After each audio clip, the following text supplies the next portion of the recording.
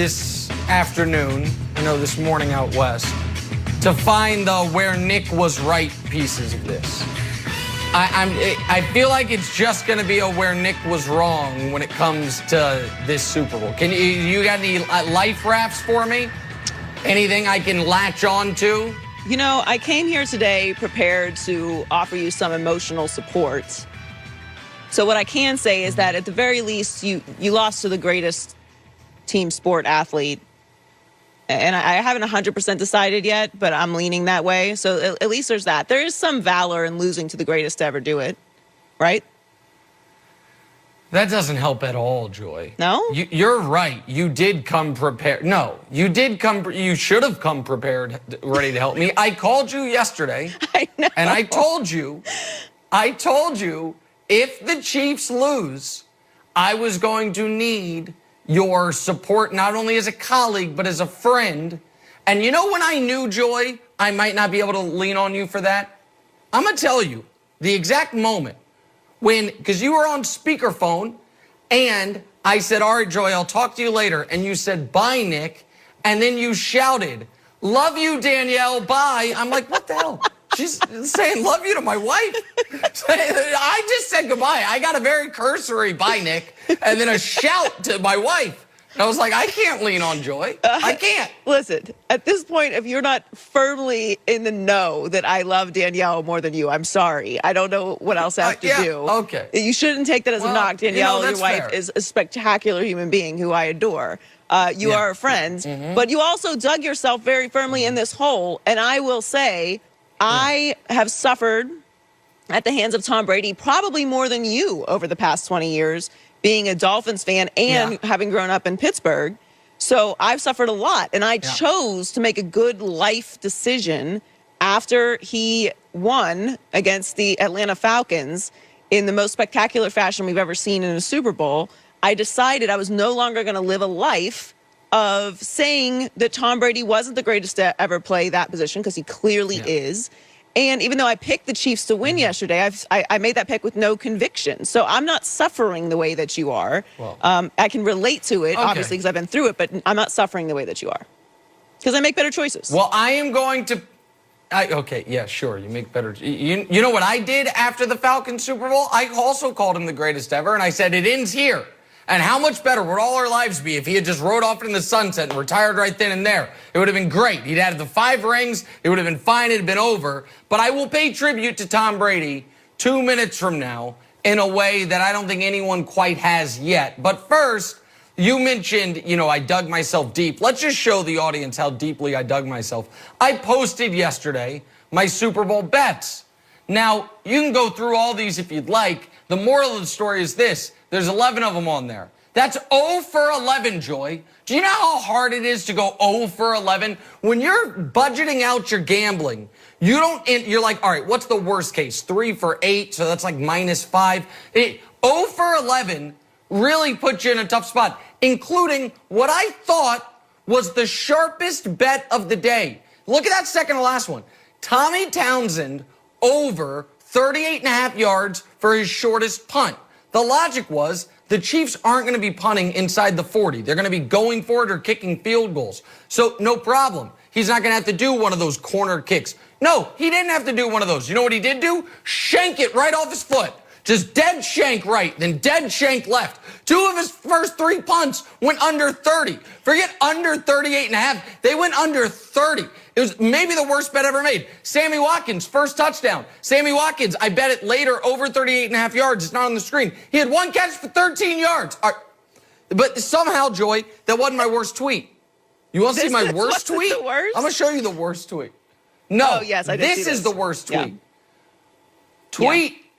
What it says at the bottom is, out in a blizzard in New York City, shopping for a Chiefs red blazer.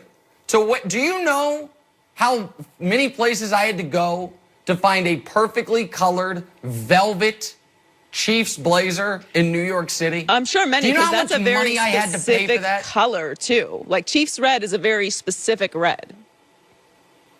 It's a very specific red, and I needed it to be velvet, and because I do everything last minute, I was shopping for it on a Sunday in a blizzard.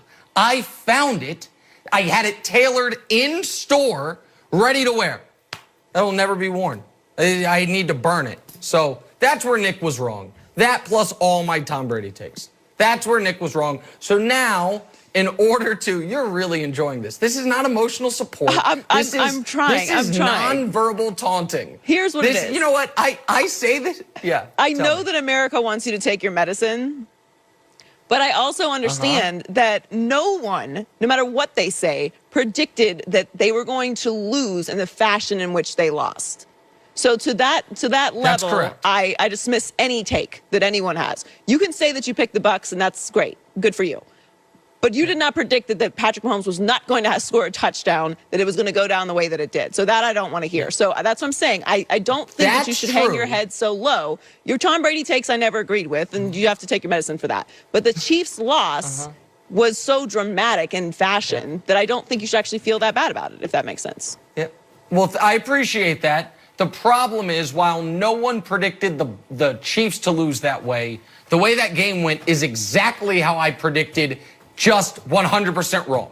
I did predict a blowout. I did predict one team to look awesome. I did predict one quarterback not to have any touchdowns, and I just had it all wrong, which is why I now pay my penance, do my rosary beads, by giving Tom Brady fans this, okay? I said a couple years ago that Tom Brady and Jerry Rice were the only two NFL players ever that if you bisected their career, if you cut it dead in the middle, they were a first ballot Hall of Famer on either career. That they had two separate Hall of Fame careers, the first half and the second half. After last night, I have to amend that take. Tom Brady becomes the first football player ever, and this one I'm confident he will be the only football player ever. He has had 3 distinct Hall of Fame careers, and I can prove it to you. He's played 21 years, cut his career into 7-year bites. First 7, middle 7, next 7. No funny math, don't have to do any twists and turns. Let's just look at it. So that first 7, let's call that the Aikman phase, where the numbers aren't overwhelming, but is the best clutch quarterback in the league, is not a game manager in a negative way, but the best version of a game manager. Tom Brady's for 7 years, almost the same amount of division titles, same number of Super Bowls, one more Super Bowl MVP, neither won a regular season MVP. So Tom Brady's first 7 years, first third of his career, that's the Troy Aikman phase. That, in and of itself, by itself, gets you into the Hall of Fame. Now give me the next 7 years. This is the Dan Marino phase. Division titles about the same. Super Bowl appearances, Brady has more. Regular season MVPs, Brady has more. Passing touchdown leader, Marino by 1. Also, in this 7-year stretch, Brady had the 07 season, where not only are you undefeated and go 6-0 in the regular season, quarterback statistically speaking, it was up to that point in time the single greatest quarterbacking season ever. Whose record did he break? Marino's. The touchdown record, all the records he broke that year was Marino's. So those middle 7 years, where he went to 2 Super Bowls but didn't win any, he accomplished in those 7 years, as far as the big shiny object accomplishments, what Marino did in his entire career. And now the truly unfathomable part, the final third of his career, the Joe Montana phase. From 2014 to now, 4 rings to 4 rings, 3 Super Bowl MVPs to 3 Super Bowl MVPs. Brady has 1 regular season MVP in this stretch. Montana had 2. Montana also went to another team, just like Brady did. Montana took that team, the Chiefs, to the AFC title game. Brady took his team to the damn Super Bowl and won the Super Bowl. Brady also, if we were to add another line, Super Bowl titles is 4 apiece to 4 apiece, but Super Bowl appearances would be 5 to 4, because in these 7 years, Brady went to another Super Bowl, the one against the Eagles, where he threw 505 yards and lost the game. So think about that for a moment.